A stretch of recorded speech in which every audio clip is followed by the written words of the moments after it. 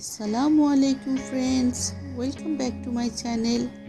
আশা করি আপনারা সবাই ভালো আছেন। আজ আমি আপনাদের জন্য নিয়ে এসেছি মতিচুরের লাড্ডু। খুবই মজাদার একটি রেসিপি ভিউয়ার্স, খুব সহজভাবে দেখানোর চেষ্টা করেছি। অবশ্যই ফ্রেন্ড সার্কেলদের সাথে শেয়ার করবেন আর পুরো ভিডিওটা খুব ধৈর্য সহকারে দেখবেন।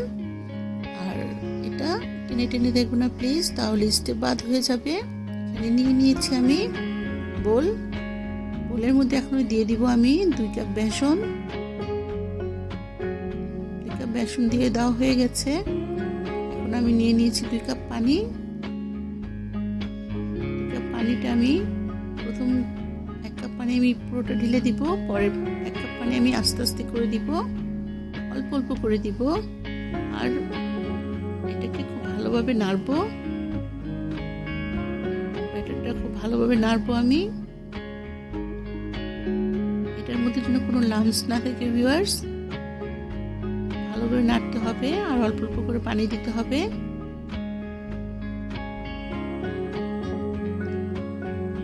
আমার ব্যাটারটা হয়ে গেছে, দেখুন এটার ঘনত্বটা এটা ঠিক এরকম থাকবে, একদম বেশি ঘন হবে না, আবার একেবারেই পাতলা হবে না। এটা এরকম হবে। এটা আধা ঘন্টা রেখে দিলে আরেকটু ঘন হবে। এখন আমি চুলার মধ্যে বসিয়ে দিয়েছি প্যানের মধ্যে দিয়ে দিয়েছি আমি পর্যাপ্ত তেল। তেলটা আমার গরম হয়ে গেছে। এখন আমি বেটারটা 2 ফোঁটা দিলাম। যখন বুঝতে পারবেন যে সাথে সাথে উঠে গেছে, তার মানে আমার তেলটা গরম হয়ে গেছে। এখন আমি ছাঁকনির সাহায্যে এটাকে আমি ছোট ছোট মতি বানিয়ে নিব। লাড্ডু ছোট ছোট দানাগুলো আমি দিচ্ছি, দেখতেই পাচ্ছেন কিভাবে ছাঁকনি দিয়ে দিচ্ছি, আর ছাঁকনিটা হালকা করে ছাকাচ্ছি আর দানাগুলো পড়ছে। মতিগুলো খুব ছোট ছোট হবে, দেখতেই পাচ্ছেন। আর মতিগুলো বেশি ভাজা যাবে না, বেশি ভাজলে এটা ড্রাই হয়ে যাবে আর লাড্ডুগুলো শক্ত হয়ে যাবে। হালকা ভেজে উঠে ফেলতে হবে। আমি আরেকটা ছাঁকনি দিয়ে দানাগুলো উঠে ফেলছি। তো আমি তেলটা ছড়িয়ে এটা একটা টিস্যু বা টাওয়ালের মধ্যে রাখছি যেন তেলটা চুষে নেয়। আমি আবার দিয়ে দিলাম, দেখতেই পাচ্ছেন। এই তো আমার হয়ে গেছে। আমি হালকা ভেজে নিচ্ছি, বেশি ভাজা যাবে না। আর একটা হাঁড়িতে বসিয়ে দিলাম আমি পানি, 1 কাপ পানি দিয়ে দিলাম। আর আমি এখানে দিয়ে দিচ্ছি 2 কাপ চিনি। এটাকে আমি শিরা করে নিব।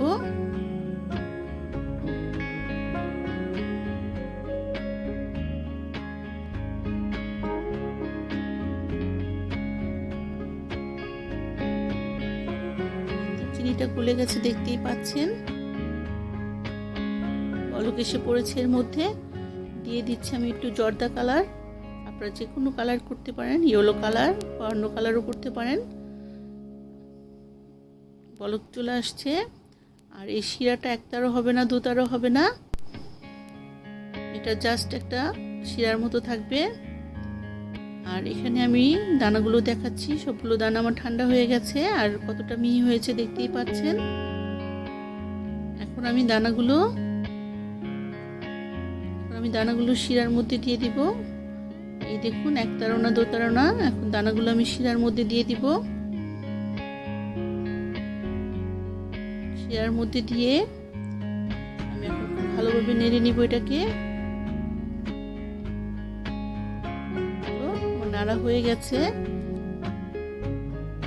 এখন আমি এর মধ্যে দিয়ে দিব 1 চা চামচ কেওড়া জল। আপনারা গোলাপ জলটাও দিতে পারেন, আপনাদের ইচ্ছা। আমি এখন এটাকে 2 মিনিটের জন্য ঢেকে দিব। 2 মিনিট পর ঢাকনাটা উঠালাম আমি। দেখতেই পাচ্ছেন 2 মিনিট না, আমার প্রায় 5 মিনিট হয়ে গেছিল। 5 মিনিট পর আমি ঢাকনাটা উঠিয়ে দেখতেই পাচ্ছেন শিরাটা পুরোপুরিভাবে টেনে নিয়েছে। এখন আমি চুলার জালটা একদম কমিয়ে দিয়েছি। কমিয়ে দিয়ে একটু নাড়াচাড়া করছি যেন এটার শিরাটা ভালোভাবে টেনে যায়। আমি এর মধ্যে দিয়ে দিব কাজু বাদাম। আমি কাজু বাদাম দিয়ে দিচ্ছি ভিউয়ার্স। আপনি যে কোনো ড্রাই ফ্রুট দিতে পারেন এখানে, আমি শুধু কাজু বাদামটা দিচ্ছি। আপনারা এখানে মাও দিতে পারেন। বাদামটা দেওয়া প্রায় হয়ে গেছে। এখন এটাকে আমি নেড়ে নিব।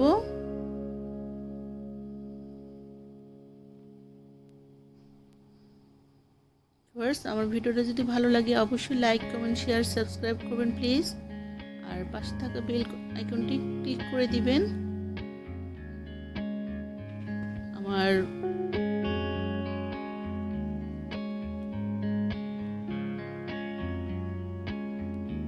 নামিয়ে ফেলেছি ভিউয়ার্স চুলা থেকে নামিয়ে এটাকে আমি ঠান্ডা করতে দিব।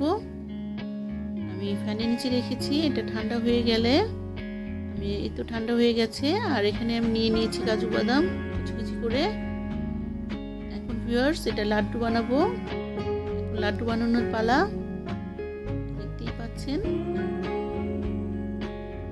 এখানে অল্প কিছু লাড্ডু নিয়ে আমি ভালো করে চেপে আগে লম্বাটে করতে হবে, তারপরে এটাকে গোল করতে হবে। এটা ভালো করে চেপে নিতে হবে ভিউয়ার্স, নাহলে পরে খুলে যাবে।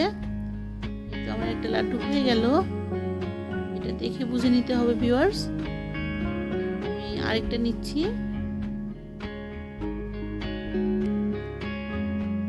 দেখুন আমি কিভাবে করছি, কিভাবে আপনারা করে নেবেন। আপনাদের দেখানোর জন্য ভিউয়ার্স আরো করছি।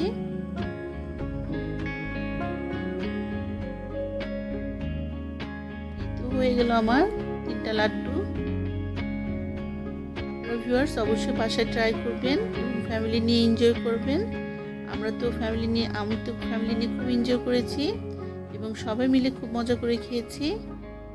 দেখুন এভাবে আমি সবগুলো লাড্ডু বানিয়ে ফেলবো।